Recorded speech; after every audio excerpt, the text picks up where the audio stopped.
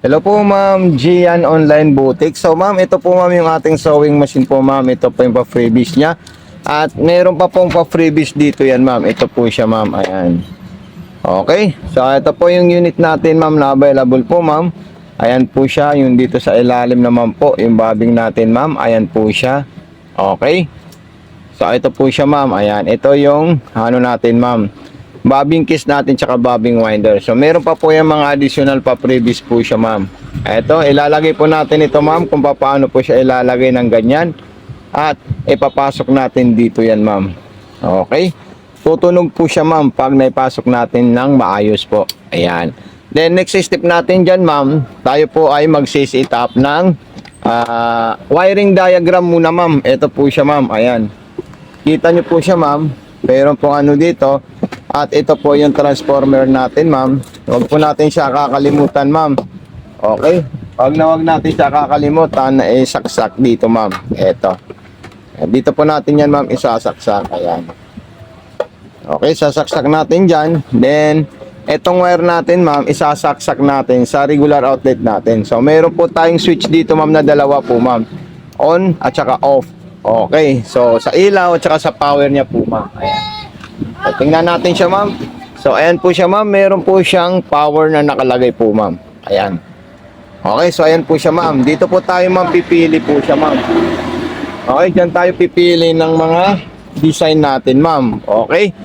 So ito. Halimbawa ang gusto po natin teddy bear. So diyan po tayo kukuha ma'am. Nakikita natin siya. Teddy bear po yung lalabas diyan po ma'am. Okay. So ito po yung refilling thread natin ma'am. Ayan. Teddy bear. So lalabas po yung teddy bear. 01 yung another naman po na design niya po ma'am. Pero makikita mo lang dyan, steady lang siya na teddy bear. Dito naman po yung ating ordinary patterns niya po ma'am. So ayan, okay po ma'am. So maglalagay po ako ma'am ng sinulid sa itaas papunta sa needle. Okay. So ito po ma'am yung sinulid natin ma'am. Okay. At kung mayroon po kayong mga katanungan po ma'am, huwag po kayong mahihiya ma'am. Mag-message sa amin dito ma'am. Okay. So ito po siya ma'am. Ayan. Dito nyo po ako ma'am, kailangan i-message ma'am para dito sa ating sewing machine po ma'am. TikTok, Facebook page for video tutorial and YouTube channel for kung gusto niyo po manunod po kayo ma'am ng mga video tutorial namin po ma'am sa YouTube. Mato Sewing Machine. Same name sa TikTok namin po ma'am. So ilalagay ko na po dito yan ma'am. Okay. Ayan, marami kang pa-previous dito ma'am ha. Okay. So ayan po siya ma'am. Okay, maglalagay tayo ng sinulid sa itaas. Ayan, kailangan po natin yan. Maituro at maidemo po sa'yo. Okay po, ma'am. Janaline or Gian. Ito, ma'am, yung ano natin, sinulid natin, ma'am. Ilalagay muna natin dito, ma'am, sa taas. Meron po tayong lagayan dito, ma'am. Ayan po siya, ma'am. Okay, so ilalagay natin yung stopper niya po, ma'am. Ayan. Okay, pag nilagay natin yung stopper natin, itataas muna natin ito, ma'am. Okay? Bakit kailangan natin itaas? Para bumuka po yung mga tension na pinapasokan ng sinulid natin. Unang-unang step po ma'am, kailangan tumunog po siya dito ma'am. Ito po. Kailangan tumunog dito yung sinulid natin. May lagitik po siyang mararamdaman. May lagitik po tayong mararamdaman. Ito po siya ma'am. Ayan. Kailangan po siya. Ayun yung dalawang kamay ng Japanese. Nakalagay po siya. Ihilain natin yan ma'am papunta sa sarili natin. Ayan. Pag narinig niyo po siya ma'am, automatic yan, susundan natin yan. One step, ayan. Okay. Step 1 po yan ma'am. Then step 2, pababa na po tayo ma'am. Kailangan nakataas po ito. Step 3, pataas. Okay, step 4, paakyat naman. Then step 5, dire-diretso na po dito ma'am. Isang metal, pangalawang metal. Ayan. So, ibababa natin ito ma'am. Ayan. Pag naibaba natin yan, ipapasok natin yan sa butas mismo ng karayom po ma'am. Okay? Sa mismong butas ng karayom po ma'am. Natin ipapasok yung sinulid natin. Papunta sa likod. Ayan. Okay, so ulitin ko. Ayan po siya ma'am. Okay. Then sunod natin gagawin dyan ma'am. Tayo po ma'am ay magpipick up ng sinulid. Paano po ma'am? Eto, ikutin natin ito ma'am ha. Huwag niyo po kalimutan ikutin ito ng pababa, paharap. Ayan.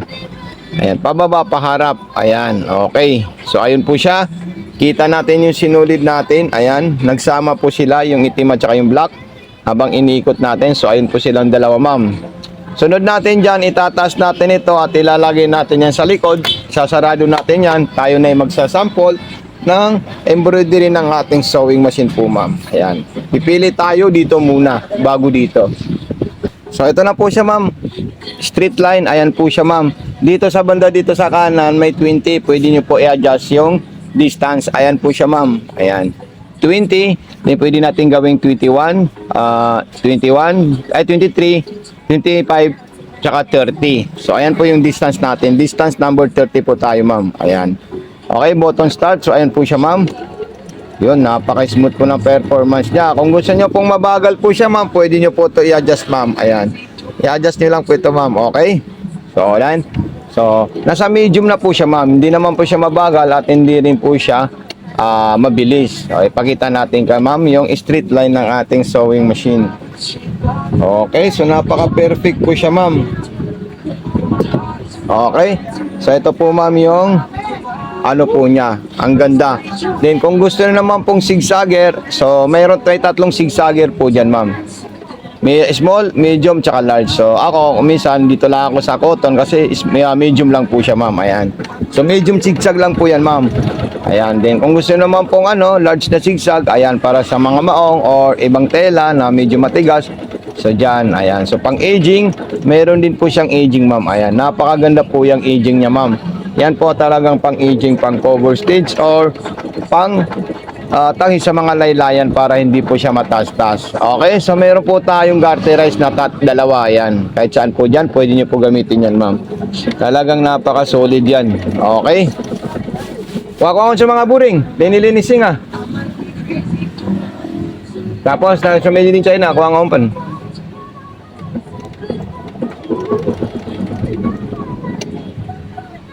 So, ayan po siya, Ma'am Gian, Boutique Shop. Tapos, kung gusto naman po pag button holder, tatlo yan. Small, medium, pang manipis or pang cotton, din pang maong pang Americana. So, manual po yung gagawin natin, ma'am. Ito po siya, ma'am. Okay? So, ayan. So, manual muna siya, ma'am. Ang gagawin ko po, ma'am, pupunta lang po ako sa button holder. Ayan. Manual po. Di mamaya ipapaliwanag ko po yung niya, yung automatic niya po, ma'am. Gian, ayan. Okay, so napaka-perfect po siya, ma'am. Ayan, pag gagawa tayo ng automatic niya po, ma'am, so kailangan natin kunin yung niya po, ma'am. Ayan. So ito po siya, ma'am, yung manual na ginawa niyang button holder po, ma'am. Ngayon, ipapaliwanag ko sa iyo, ma'am, yung automatic button holder ng ating sewing machine. Okay? So i-open ko lang ito, ma'am, para makuha ko po yung automatic button holder ng ating sewing machine. So ayan. So ito po siya, ma'am, yung automatic button holder ng ating sewing machine. Dito po natin ilalagay yung butones, ma'am. Okay, so isusukat lang natin ito, ma'am. Ayan po siya dito.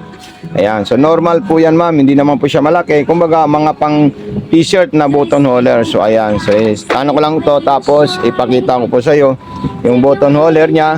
Tatanggalin natin ito, ma'am. Press natin yung naka-osli na maliit na plastic na itim doon. Din ilalagay natin ito, ma'am. Ayan.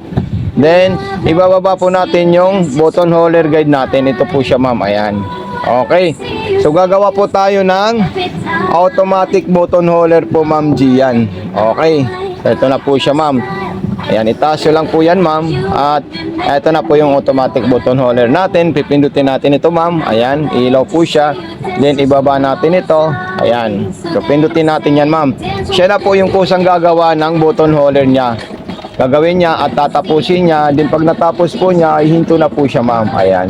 Yung sinsi naman po, ma'am, nandito sa pinakadulo. So, depende po sa inyo, ma'am, kung gaano kasinsin yung gusto nyo pong tahi sa button holder po, ma'am. Taas natin ito, ma'am. Ating karayom, itaas natin siya. Then, tingnan natin siya, ma'am. Ayan. So, ito, napaka-perfect po siya, ma'am. Ayan, no? So, hindi pa po yan masinsin. Then, kung gusto nyo pong masinsin na masinsin, so ito ipapakita ko po sa inyo, ma'am, kung saan po ako kukuha ng masinsin na button holder niya. Ito po siya, ma'am. Ayan. Ayan. Okay. Bababaan ko yung 0.5, gagawin kong 0.3. So napakasinsin po yan, ma'am. Sobrang masinsin na po yan, ma'am. Okay, kasi ito malalayo po siya, ma'am. Ayan. Okay, so lagyan nyo lang po siya, ma'am, ng parehas na sinulit po, ma'am, magkaiba. Ayan, ibaba natin yan. Button holder ulit, ayan. Hindi na ito nababa yung ano niya. So, ayan po siya. Yung kailangan yung bakal, nandito po siya sa pagitan nitong araw na to. Yung may kanal na doon, tapos dito yung bakal. Okay. So, ayan, napaka-perfect po siya, ma'am, dahil napaka-sinsin. Solid na solid po siya, ma'am. Then, mamaya pupunta po tayo sa pangborda natin, ma'am. Okay, at kung gusto na po mapanood yung full video tutorial nito, nasa YouTube natin, tatype nyo lang po yung Juki Machine. Tapos, may kita nyo yung kahawid niya, so pwede nyo po siya mapanorin po, ma'am. Ayan, so tingnan nyo po, ma'am, oh. Mas masinsin kumpara doon sa isa na madalang. So, talagang napaka-goods ng sewing machine dito sa Mato po, ma'am. At napaka-enjoy dahil kayo po ay matututo dahil sinututor po kayo ni Sir Mato kung paano po nyo gagawin at kung paano po ito trouble yung sewing machine. So tatanggalin na natin ito, ma'am, press natin yan at ilagay natin yung universal po niya, ma'am. Ayan. Then tayo na po ay magbuborda ng mga design. So ayan po, ma'am, magbuborda na po tayo, ma'am, ha. Ayan, papakita ko na po sa iyo yung mga dapat niyo po malaman. Okay, papunta po ako sa teddy bear. Pipindutin ko yan. So teddy bear po yan, ma'am. Okay. Pindutin natin ito, ma'am. Gagawa na po yan ng teddy bear mismo. Ayan, teddy bear po yung gagawin niya. Mas maganda dyan, ma'am, kung lalagyan mo siya ng medyo matigas na tela or pilon or papel sa ilalim para hindi masyado nabibinti yung tela natin. Okay, so ayan po siya, ma'am, teddy bear po yan. Then kung gusto nyo naman po another design, so pipindito. Ito kasi pwede nyo ito, ma'am, i-scan itong nandito kung para saan po yan. Okay, so ngayon gagawa po ako ng letter. Pangalan na teddy bear po. Ayan, teddy bear ang gagawin ko po, ma'am. Okay na pangalan. Punta po ako sa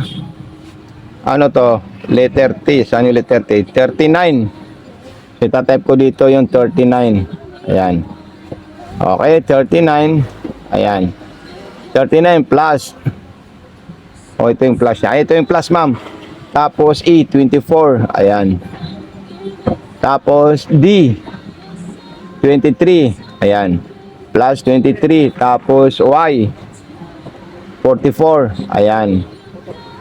Okay, so ang gagawin niya po, ma'am, yan is pangalan na teddy bear po, ma'am. Ayan. So makikita niyo po yan, ma'am. Gagawin niya talaga teddy bear na pangalan. Matik na po siya, ma'am. Okay, basta kung may concern po kayo, ma'am, huwag niyo lang po kakalimutan mag-message sa ating. Sobra na pong mahaba yung video natin dito, ma'am. Inabot na po tayo ng 13 minutes or 12:37. Ayan. Almost 13 minutes na po, ma'am, yung video natin dito. Pinakita natin lahat yung dapat niyo po malaman dito sa ating sewing machine. So, ayan. Then, isunod natin yung mga iba't ibang klaseng borda natin, ma'am. Kakancel muna natin yan. Pumunta po tayo sa 80, 81. Ayan. Okay, 80, 81. Ayan, 80 muna po, ma'am. Ay, ito na po siya, ma'am, sa pinakababa. Okay. So, ayan. So, napakaganda po yan, ma'am. Okay. Tapos, yung mga iba't ibang klaseng design, ayan po siya. Pwede po kayo pumunta ng 90 para makita nyo po kung ano pong design ang gagawin ng 90. Lahat po yan, ma'am, gumagana po siya, ma'am. Maaaring ito ay baguhan po kayong gagamit ito, so hindi nyo pa siya masyadong kabisado. So mag-message lang po kayo sa amin, ma'am, para kayo ay ma-tutor namin at may guide namin po, ma'am. Okay, so maraming salamat po sa iyo, ma'am. God bless and more power po sa pagbili mo ng sewing machine. Mabuhay po kayo, ma'am. Gian Online Boutique.